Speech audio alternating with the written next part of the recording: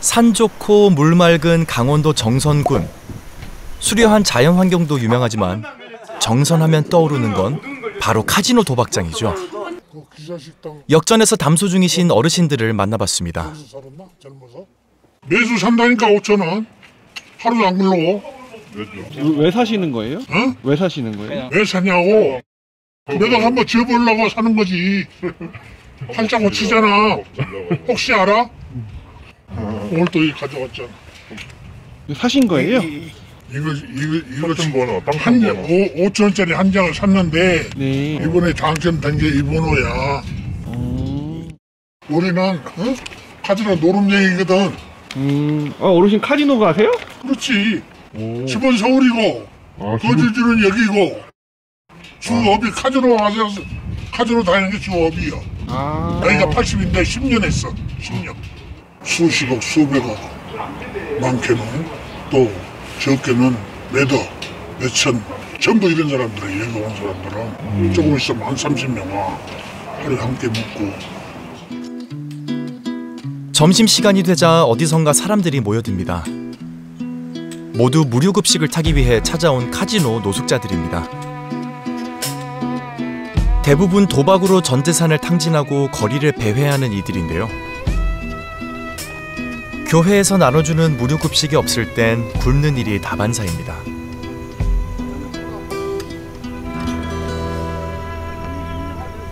저녁도 또 와서 여기서 드시는 거예요? 저녁은 없어요. 저녁은 안 줘. 하루에 한 끼 점심. 점심만. 그럼 저녁은 어떻게 드세요? 근무. 이들에게 남은 건 굶주림과 후회뿐입니다. 여기서 죽어도 자식들이 장례를 안 모셔. 가족 한 번 못 살게 만들어버렸는데 어떤 자식이 아버지라고 시신 수술에다가 장례 챙겼어. 그런데요.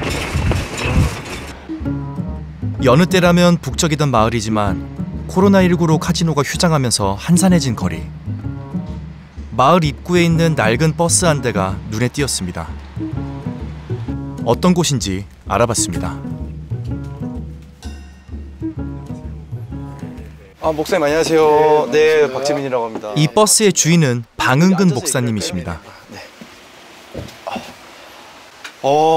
여기는 어떤 공간인가요? 여기는 이제 도박 피해자들이 이제 급하게 끼니를 때우고 컵라면이나 토스트, 계란 등을 통해서 이제 식사를 나누고 그리고 상담도 할 수 있고. 사비를 털어 몇 년째 빵과 달걀을 제공하고 있다는데요. 처지를 비관해 삶을 포기하는 이들이 많기 때문입니다. 그러면 혹시 이곳에 오시는 분들이 복권도 많이 하시나요?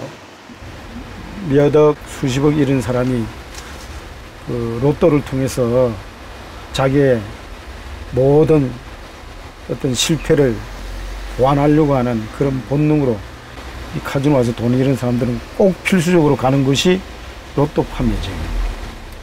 그러면은 어떻게 보면은 가장 마지막 단계가 복권 판매점으로 가는 거겠네요. 그렇죠. 목사님의 안내로 마을을 조금 더 둘러보기로 했습니다. 여기는 뭐 어떤 곳인가요? 여기는 옛날에 탄광이었습니다.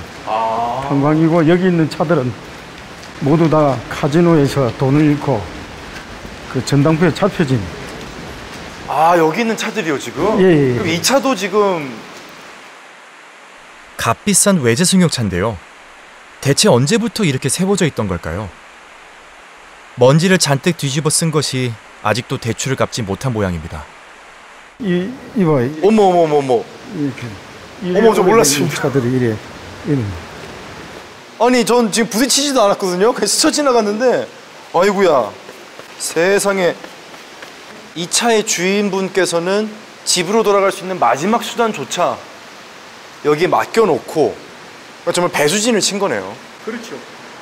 마지막에 이제 와서 저한테 귀양 차비를 달라든지 이제 밥값을 달라든지 그런 분들이 많이 있죠.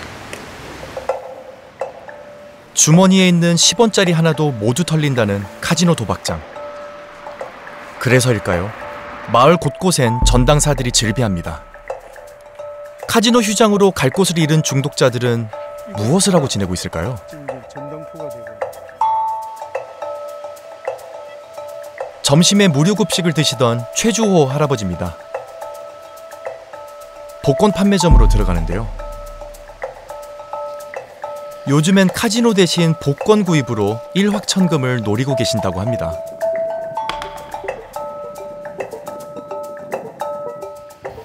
로또 나올 때부터 나 이거 샀어. 그 전에 사업할 때는 보통 50만 원, 100만 원 막 샀다고. 그 돈을 얼마나 벌었겠냐. 엄청 벌었지. 이게 맞으면 내가 10% 준다. 일단 나오. 맞으면 10% 주실 거예요? 그래, 행여나 알았어? 진짜 주셔야 돼요? 그래, 줘. 이거 온몸만 가져가. 그래. 경쾌해진 발걸음. 마음만은 벌써 1등 당첨입니다. 한 번 빠지면 헤어나오지 못한다는 도박.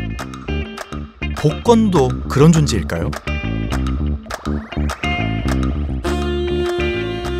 사람들이 왜 이렇게 로또에 열광하는지 그 이유를 밝히기 위해 좀 재밌는 실험을 해보기로 했습니다.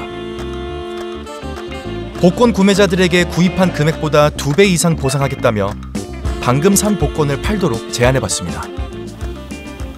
얼마나치 사셨어요? 2만 원치. 만약에 저희가 4만 원에 파시라고 하시면 파시겠어요? 안 팔죠. 그 2배나 더 드리는 거잖아요. 예, 주도 안 파는 거죠. 왜 안 파세요? 그치, 내가 선택한 번호기 때문에 안 파는 거죠. 파실 생각 있으세요? 아니요. 근데 저희가 드리는 돈이 2배잖아요.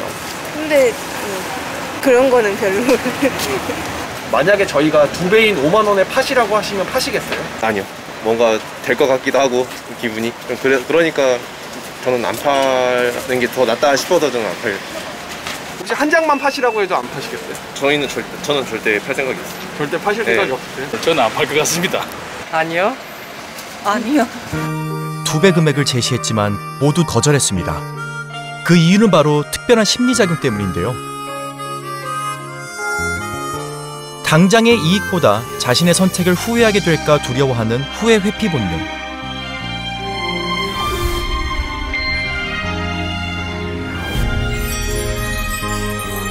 어쩌면 내가 로또 1등에 당첨될지도 모른다는 기대감이 있기 때문이죠.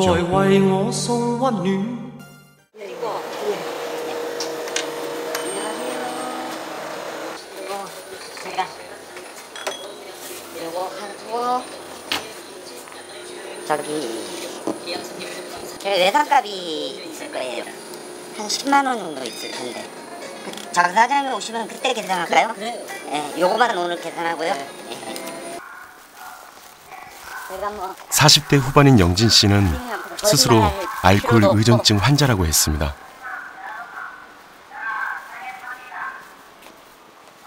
조금 이제 줄었는데 전에는 진짜 하루도 안 먹으면 안 됐었어요.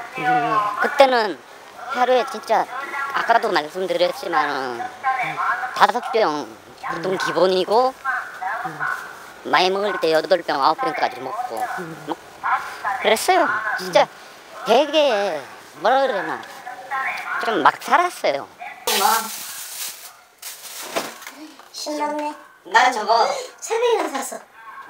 좀 위에 애들하고 같이 놀으라고. 술병만 보면 막 열이 확 받치는 게 하잖아. 식경질이 확 나죠. 아 진짜 왜 그래 좀. 어머니 눈치가 보이지만 술을 안 마실 수는 없습니다. 이 세상이 다 있잖아. 알코올. 술 먹는 사람은 사람으로 취급을 안 해. 알코올 의존증 환자가 전국적으로 한 100만 명 된대. 그 중에 한 명이라고. 술 때문에 직장도 가정도 다 잃었습니다. 70이 넘는 어머니가 일을 해 겨우겨우 생활을 이어가고 있습니다. 무직인 김영진 씨는 기초생활 수급자 생계비를 받아 술값으로 충당하고 있습니다. 난 저 솔직히 술병 들고 나가면 창피해서 들고 나가기 싫어. 창피해 그게. 창피하지 왜 안 창피하나. 아들이 천하만 먹고 놀면서 술병이나 수두르면 뭐 그런 돈이 어디서 나오는데. 아니 본인은 얼마나 환장하겠어요. 예? 그냥 아침에 눈 딱 뜨면은 아씨 슈퍼 문 열어둘까? 그 생각부터 드니까 얼마나 환장하겠어요. 사람들 왜 안 오는가 모르겠네. 요즘 며칠째. 전생에 내가 무슨 죄를 져가지고 아버지 그랬으면은 아들은 안 그래야 되는데.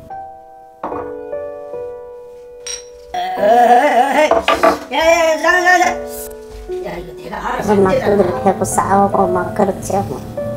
많이 싸웠어요 저희는. 알코올 중독인 아버지처럼 살지 않을 거라고 생각했습니다. 24시간 돌아가고 막 그런 일이 많이 있었거든요. 야간 작업하고. 그러다 보니까 이제 인부들하고 자꾸 이제 어울려서 이제 먹게 된 거예요. 그러니까 밤낮이 막 바뀌고 막 뒤집어지고 막 그러는 거예요. 그때부터 이제 좀 먹기 시작했는데. 그러나 어느새 아버지를 대물림하고 있었습니다. 음주 걸려가지고 집안처럼 날렸어요. 음주운전 걸려서? 예, 9번을 걸렸어요. 그래 뭐 그 기간만큼 지나고 나면은 또 새로 가서 따면은 금방 따였어요. 그러고 나면 또 얼마 안 있으면 또 걸려요. 지금도 그러니까. 술이 문제라며 그까지 술을 왜 못 끊느냐며 부모, 형제, 친구들에게 수없이 비난받았습니다. 술을 끊어보려고 정신병원 폐쇄병동에 입원을 3번이나 했습니다. 그러나 여전히 알코올 의존증 환자로 되돌아왔습니다. 음주라는 것이 이렇게 습관화되는 데는 크게는 술 마시고 즐거워하는 우리의 그 이런 보상 중추도 작용을 하지만, 두 번째는 우리의 뇌에 있는 전두엽 부분은 이런 행동들을 조절하고 또는 이거를 이제 나쁜 행동이라면 하지 못하게 하는 기능을 하는데, 중독이 되고 술 많이 마시면 이 기능이 떨어져요. 그리고 습관화되면 아무 생각 없이, 의식 없이 또는 어떤 의도 없이 그냥 반복된 행동을 할 수밖에 없고, 그 행동을 계속 반복하게 되죠. 술 마시고 어떤 나쁜 행동을 하고 후회하고, 이 하나가 한 사이클로 되는 것이 바로 중독이에요. 그러니까 술 먹고 운전하는 분들, 술 먹고 운전해서 음주 걸리는 사람은 대부분 재발할 가능성이 아주 높죠. 춘천의 한 병원의 중환자실입니다. 아니면 아침보다 얼굴이 더 나아지신 것 같은데. 네? 약 드셨어요?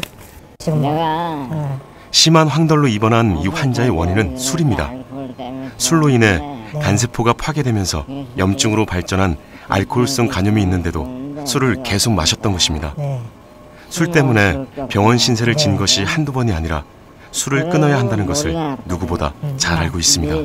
네, 뇌세포가 죽습니다. 예. 한번 봤는데 네. 그쪽으로 절대로 사람이 갈 길이 아니에요. 간절을 하되, 간절은 어느 정도 해야 되냐면 아무리 굉장히 높게 먹지 않으면 간절 안 돼요. 무슨 말인지 알죠?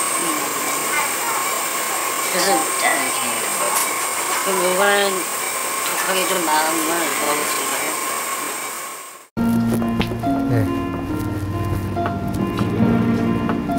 어떠신가? CRRT는 지금 이 환자 역시 술 때문에 생사의 갈림길에서 사투를 벌이고 있습니다. 세계보건기구는 2016년 우리나라 사망자의 7.6%가 술이 원인이라고 했습니다. 오른쪽 폐야에 여기 이렇게 갈비뼈에 쌓여있는 이 부분이 전부 폐렴에 해당하는 소견입니다. 왼쪽 오른쪽에 다 있지만 특히 오른쪽이 심한 상태입니다. 술을 많이 마시면 감염의 빈도가 아주 뚜렷하게 높아져요. 특히 결핵도 많아지고 폐렴도 많아집니다. 또 한 가지는 암입니다. 암의 빈도도 뚜렷하게 높아진다고 여러 가지 역학 연구에서 증명되고 있기 때문에 과거에 생각했던 것처럼 술하면 간 또는 술하면 중독, 이런 틀의 개념은 아주 협소한, 아주 과거의 그런 개념이라고 할 수 있습니다. 알코올 의존증 환자 김영진 씨를 다시 만난 곳은 경기도에 있는 알코올 치료 전문 병원입니다. 자신의 술 때문에 어머니와 딸이 지쳐가는 모습을 보고 다시 병원 치료를 결심했습니다. 내가 왜 이렇게 다른 사람들을 하는 식으로 못 사나 그런 생각도 들고 왜 이렇게 살아야 되나 싶기도 하고 애들이 상처 많이 받을까봐 불쌍해 그게. 네. 아까 막 울었어요. 이제 막 울잖아. 네. 그러면서. 딸하고 전화 통화하다가 엄청 울었어요. 네.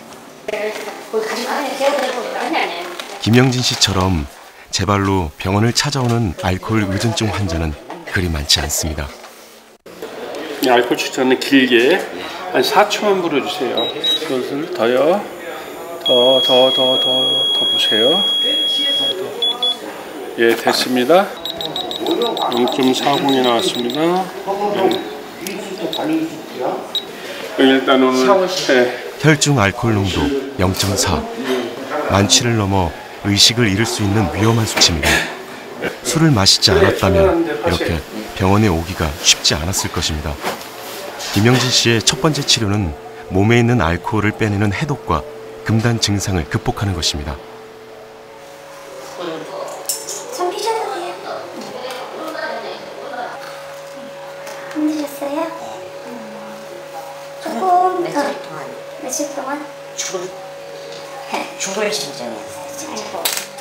조금 기다려요. 네. 좀 편안하게 좀 쉬고 싶다. 계속 막 이제 술에 시달림 당하고 주변 잔소리에 시달림 당하고 하다 보니까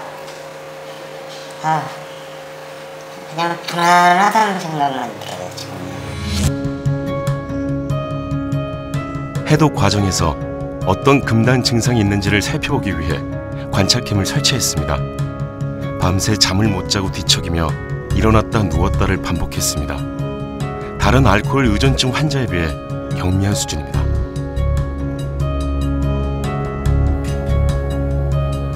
입원 4일째, 입원 당시 먹었던 알코올이 대부분 빠져나가 본격적인 검사가 진행되었습니다.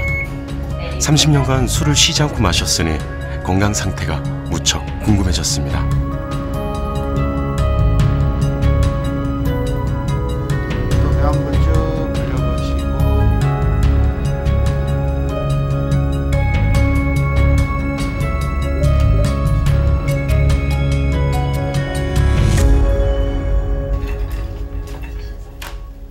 초음파 언제 마지막으로 해보셨나요?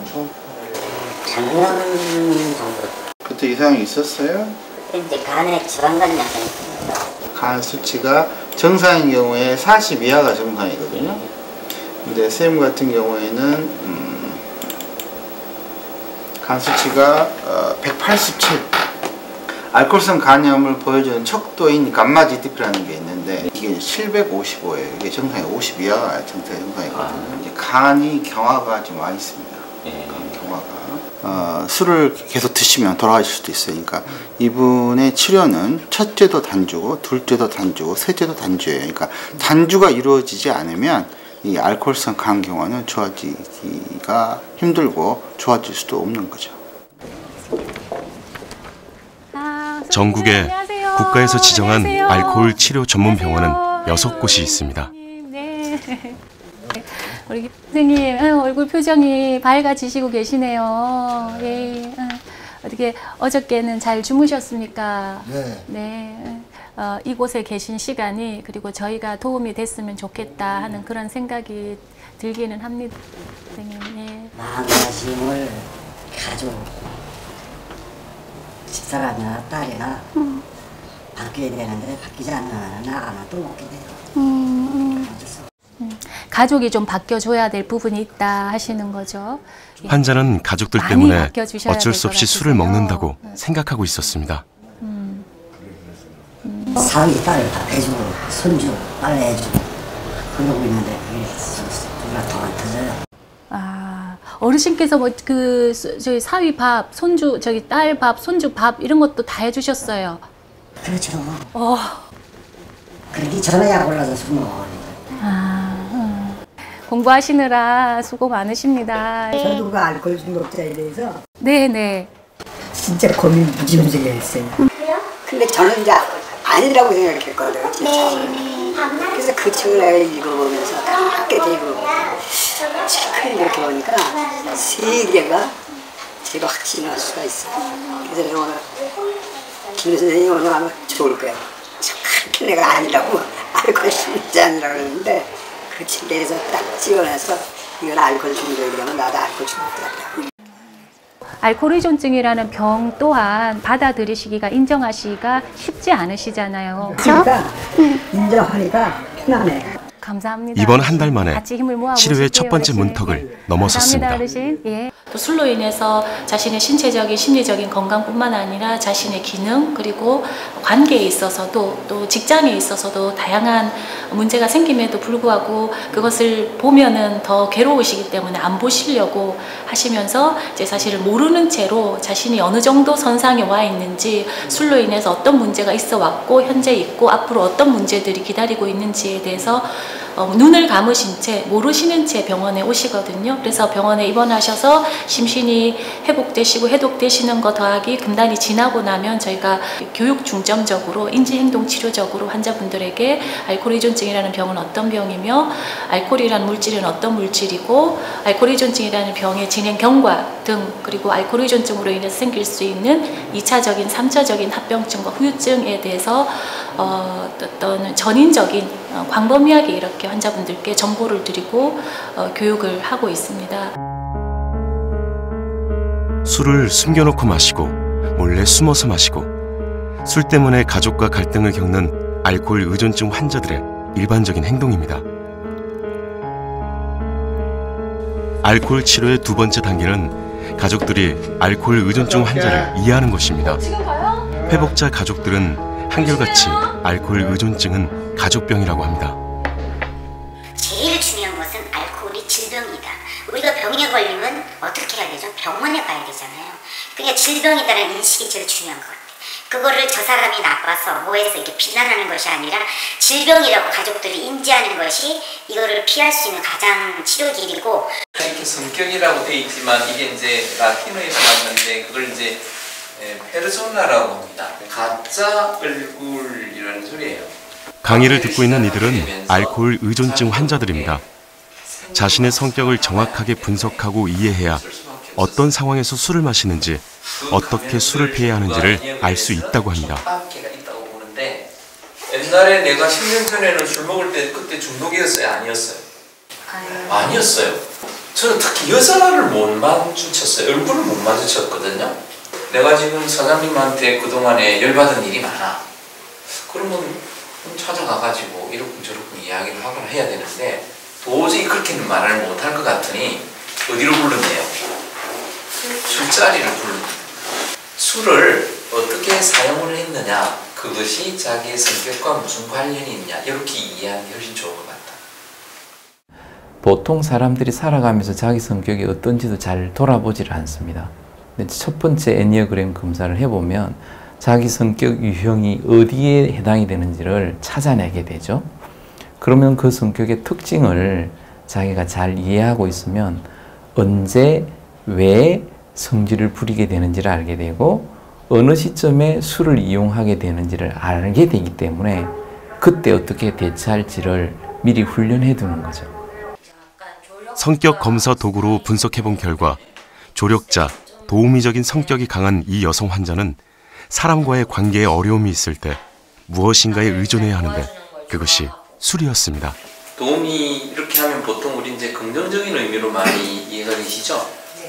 근데 부정적인 의미는 또 어떻게 해요?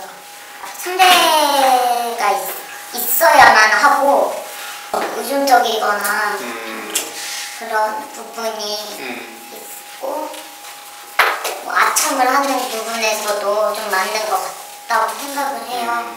퇴원 후 일어날 수 있는 모든 상황들을 짚어보면서 술을 피할 수 있는 힘을 키우고 있습니다. 도움이 되는 걸 너무 좋아하기 때문에 에너지를 다 상대에게 써버리게 돼요. 그래서 쉽게 소진이 되는 거죠. 그러면서 혼자 있게 되면 그때부터 약이 오르고 그동안에 남에게 해준 거에 대한 억울함이 올라와서 나중에는 속병이 생겨요. 아침부터 고기 굽는 손이 바쁩니다. 오늘도 고기 반찬이 2가지나 준비됐네요. 안석환 씨 집에는 식사마다 거의 빠지지 않고 고기가 나옵니다. 석환 씨가 고기 없이 밥 먹는 걸 싫어하기 때문입니다.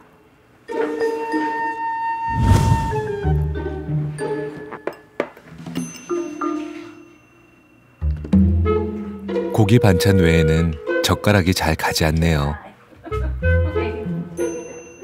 이렇게 먹은 아침 칼로리가 벌써 1200칼로리를 넘습니다. 성인 남성의 하루 권장량의 절반 정도 되는 수치죠.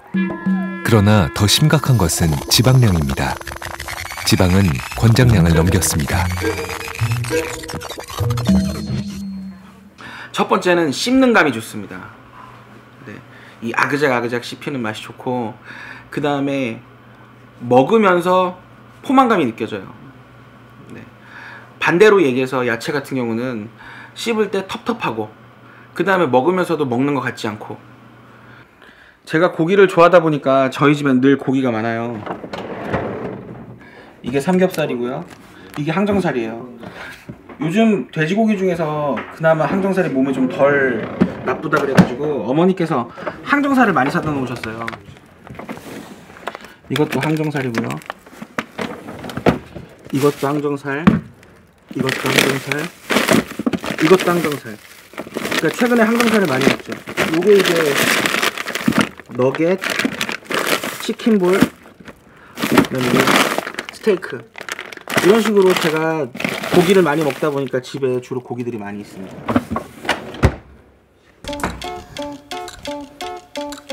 밥을 먹은 얼마 후 석환 씨가 뭔가를 찾기 시작합니다.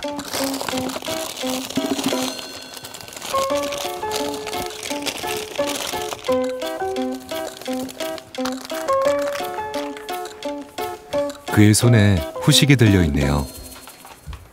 살이 찌면서 식구들의 잔소리가 심해지자 석환 씨는 음식을 감춰두고 먹는 버릇이 생겼습니다. 고기만큼 초콜릿을 좋아하지는 않지만 텔레비전을 보다 보면 습관적으로 먹게 되죠. 엄마랑 음식 가지고 다투는 일이 잦아가지고 엄마가 외출하고 그러셨을 때 오빠가 피자나 치킨 같은 거 시켜 먹고 나서 이제 쓰레기통 같은 데 숨겨놓으면 엄마한테 걸리니까 옷장 속이나 책상 서랍에 넣어놓고 나서 그 후에 엄마 깜빡하는 거예요. 그러고서 엄마가 뒤져볼 때 딱 들켜가지고 걸려가지고 또다시 혼나고 싸울 때가 많아요. 점심시간 중국 음식을 시킨 석환 씨. 자장면에 탕수육은 기본입니다. 이 음식들에 들어있는 지방량은 모두 40g. 이건 역시 하루 권장 섭취량의 80%가 넘습니다. 이제 반나절을 보냈을 뿐이지만 석환 씨가 먹은 총 칼로리는 모두 2,900kcal 넘습니다. 하루 권장량의 110%에 해당하죠. 아침부터 점심까지 먹은 지방량의 경우 권장량의 2배가 넘습니다. 그러나 석환 씨는 지방이 많은 음식을 줄일 생각이 없습니다. 그 자체가 스트레스이기 때문입니다. 내가 이 좋아하는 고기들을 포기하고 먹기 싫은 야채 같은 거를 억지로 먹으면 과연 내 행복이 진짜 올라갈까? 그런 고민을 몇 번씩 해봐요. 그만큼 지금 제가 이 고기를 너무 좋아하거든요. 그래가지고 지금 현재로서는 이 고기를 먹는 이 만족감을 저는 포기 못할 것 같아요.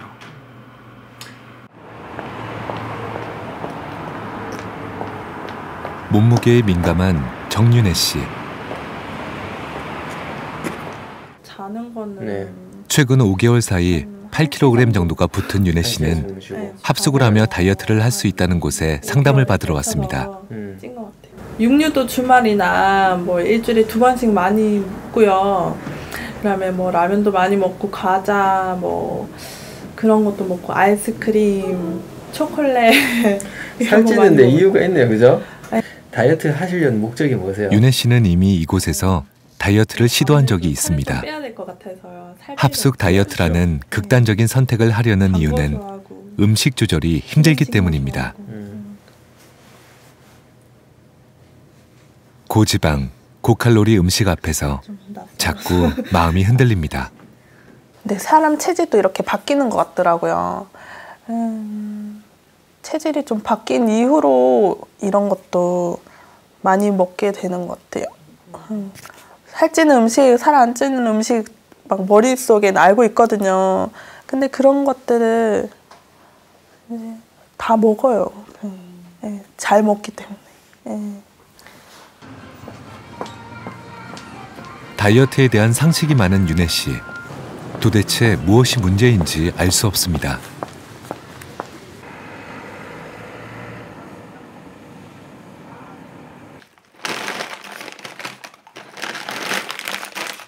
장바구니를 채운 음식들. 대부분 과자나 가공식품들입니다. 전업주부인 윤혜 씨는 남편이 출근하면 혼자 간편하게 끼니를 해결할 때가 많습니다. 자연스럽게 가공식품을 많이 먹게 되죠. 쉽게 끓여 먹을 수 있는 게 또 라면 같은 거랑 뭐 햄 같은 것도 먹게 되고 뭐 과자 같은 것도 집에 있으면 TV 켜놓고 먹고 그런 것 같아요.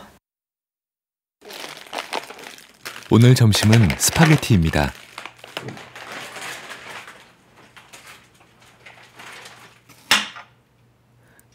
물론 건강을 위해 야채도 빼놓지 않죠. 윤혜 씨는 가공식품을 고르면서도 칼로리도 꼼꼼하게 체크했습니다. 오늘 사온 스파게티는 칼로리가 340kcal 밖에 되지 않습니다.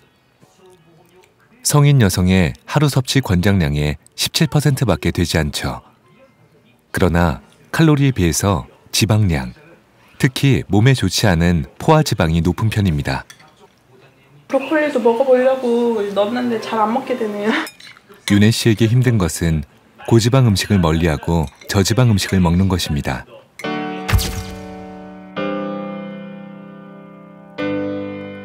건강에 위협을 느끼지만 기름진 맛을 쉽게 포기할 수 없다는 안석환 씨. 각별히 칼로리에 신경 쓰지만 지방 섭취는 쉽게 줄이지 못하는 정윤혜 씨. 이들에게 어떤 일이 벌어지고 있는 것일까요?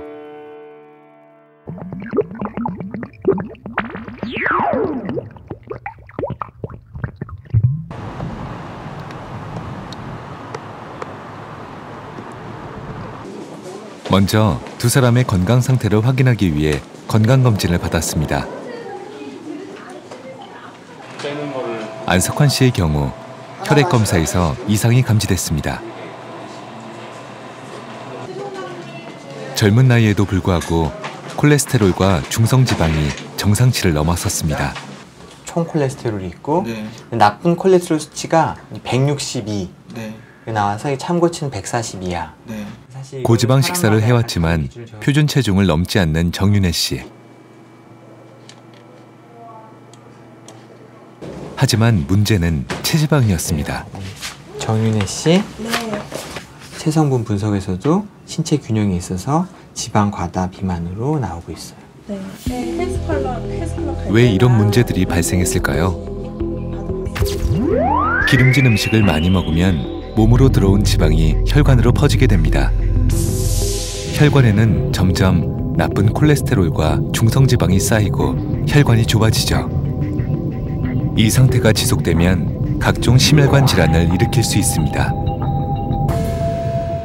지방을 과잉 섭취하게 돼서 체내에 지방 섭취량이 많아지면 혈액 내에서도 이 나쁜 콜레스테롤 성분들이 높아지고 이런 나쁜 콜레스테롤은 결국 심혈관, 뇌혈관 질환 가장 중요한 원인으로 생각되고 있습니다.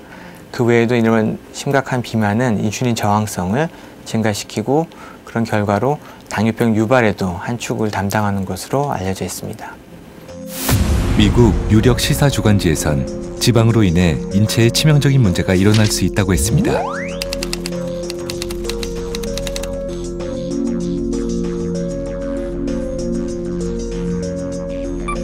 또한 전문가들은 21세기 들어 우리나라에서 대장암과 유방암이 급증하는 이유가 점점 지방 섭취가 증가하기 때문이라고 했습니다.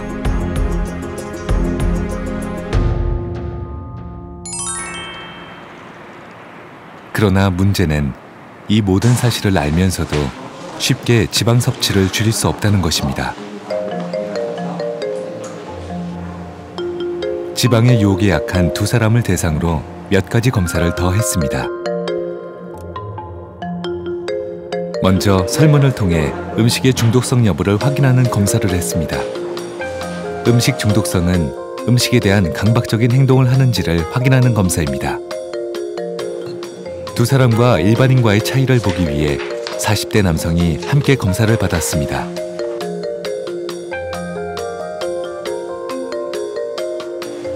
과연 안석환 씨와 정윤혜 씨에게 음식 중독 증세가 있을까요? 검사 결과는 의외였습니다. 세 사람 모두 음식 중독 증세가 나타났습니다. 안석환 씨와 엄대욱 씨는 한 중등도 정도의 음식 중독적인 그런 요소들이 발견되었고, 그래서 종합적으로 생각하면은 정윤혜 씨는 심각한 음식 중독적인 심리적인 그런 어려움을 겪고 있는 것으로.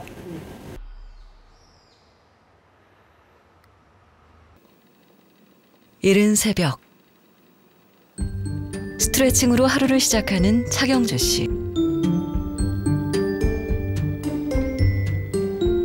10년 동안 매일 실천하고 있는 운동 습관입니다.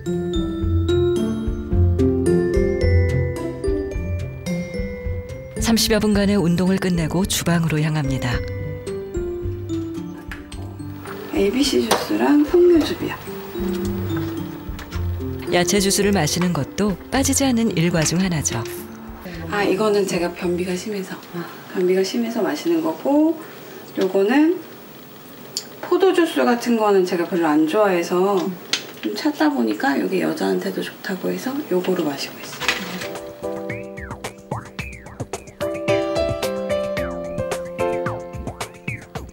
매일매일 정확히 짜여진 일정입니다.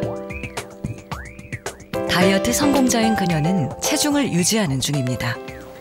저는 사실 타인의 눈에 굉장히 신경을 많이 쓰면서 다이어트를 했거든요. 살이 이렇게 찌니까 다른 친구들은 너무 마르고 예쁜데 약간 자신감이 떨어지더라고요.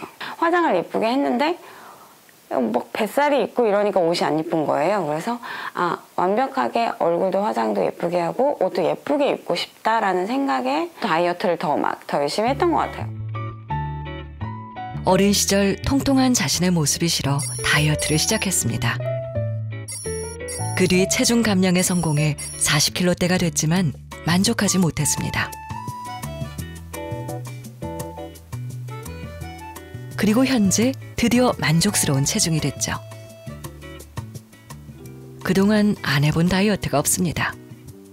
너무 많은데 일단 기본적으로 원푸드, 한약, 양약, 다이어트 주사, 메조테라피라든가 카복시 뭐 이런 거, 다이어트 약, 다이어트 제품들, 시중에 나와 있는 것들은 다 해본 것 같아요. 지방 흡입 빼고. 간편한 볶음밥으로 아침을 준비합니다. 이거 병아리 콩이에요. 이거는 야채, 생야채, 그다음에 삶은 야채 같이 해서. 아직도 체중 감량 식단을 유지하는 듯 보입니다. 전 아침에 제일 배고파요. 왜냐면 저녁에 식사를 굉장히 간단하게 하고 간식을 먹지 않고 아침에 또 운동을 하다 보니까 아침이 제일 배고프고 아침에 제일 많이 먹어야 든든하더라고요. 6시 30분. 밥을 먹는 그녀가 촬영 준비를 합니다. 잠깐만요. 요즘에 엄청 이런 나쁜 다이어트들 많이 있잖아요. 근데 저는 그래도 채소도 잘 챙겨 먹고 다 잘 꾸준히 같은 시간에 하루 식사 중 거의 대부분을 차지하는 이 끼니가 628칼로리. 마르고 싶었던 그녀는 체중 감량에 성공했습니다. 하지만 다이어트는 끝나지 않았습니다. 살 빼는 법을 알려드릴게요. 운동 같은 건 하지 않아요. 신빙성을 높이기 위해 제 몸무게를 공개하겠습니다. 38.8kg예요. 밥을 안 먹으면 돼요. 먹지 마세요. 하루 한 끼만 드세요. 근데 한 끼도 많이 먹지 마세요. 전 어제 냉면 한 그릇을 2젓가락 먹고 카레를 5스푼 먹고 아무것도 안 먹었습니다. 먹지 마세요. 영상 속 인물을 만났습니다. 먹지 말라고 외치는 그녀는 일명 프로아나. 바지들은 안 맞는 경우가 있어서 허리 때문에 허리가 바지들이 다 커요. 그래서 벨트 꼭 매야 돼요. 허리 사이즈가 몇이에요? 22인치요. 마네킹보다 더 마른 몸. 30, 22, 31. 어쩌면 제가 더 얇을 수도 있을 것 같아요. 완전 깡마르고 싶은데 그렇게 깡말라 보이진 않는 것 같아요. 제가 저를 봤을 때. 남들은 저한테 말랐다고 하는데 저는 아직 충족되지 않았을 때가 많았어요. 그럼 목표 몸무게가 혹시 있으면? 35kg. 극단적 마름을 추구하는 수빈 씨는 본인의 다이어트 방법을 온라인 채널에 공유합니다. 살을 빼고 싶은 사람들이 그녀의 영상에 호응합니다. 술 다이어트라는 걸 해봤는데요. 일단은 술을 마셔요. 엄청 마셔요. 그럼 숙취 때문에 다음날 밥을 못 먹어요. 그럼 그때 또 안주없이 술을 또 마셔요. 그럼 또 그 다음날 숙취 때문에 밥을 못 먹어요. 그걸 한 일주일 반복을 하면은 살이 빠집니다. 한참을 망설이는 여성. 그릴드 새우 아보카도로 주시는데 빵은 안 주셔도 돼요. 곡류 같은 거는 조금 빼고 녹색 채소 위주로 조금만 더. 고민이 많은 윤지한 씨. 그녀는 탄수화물은 물론 콩류조차 먹지 않습니다. 혹시나 살이 찔까 고르고 골라 선택한 샐러드. 식사를 시작하나 했더니 이번엔 약을 먹습니다. 제가 지금 먹은 건 잔트렉스 블랙이라고 식욕 억제제. 미처 빼지 못한 깨를 걷어낸 뒤 채소 위주로 하루 딱 한 끼 먹는 식사를 시작합니다. 괜찮겠지 하는 음식 빼고는 다 먹고 토해요. 운동을 안 할 때는 거의 안 먹어요. 먹어도 완벽히 토해야 돼요. 아니면 약을 먹는다거나 해서 다 몸에서 빼내야 돼요. 살을 빼기 위해 극단적 소식을 합니다. 반이나 남겼지만 오늘은 많이 먹은 편입니다. 하루 평균 300칼로리 섭취. 사실 그녀는 거의 먹지 않습니다. 제가 원하는 몸무게인데 그 몸 태가 안 나니까 더 굶어야 되는 거예요. 이미 난 안 먹고 있는데 3일? 7일? 안 먹고 잠만 자는데도 내가 원하는 몸이 안 나오니까 운동을 안 할 수가 없어요. 통통한 몸이 싫어서 시작한 다이어트. 20kg가량 감량해 마른 몸이 됐지만 그녀는 만족하지 못했습니다. 수용성 비타민으로 비타민 C, 비타민 B, 그리고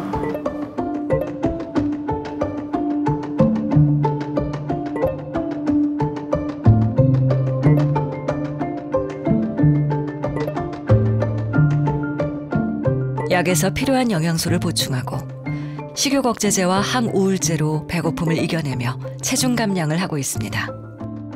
이 정도는 먹어야 살아요.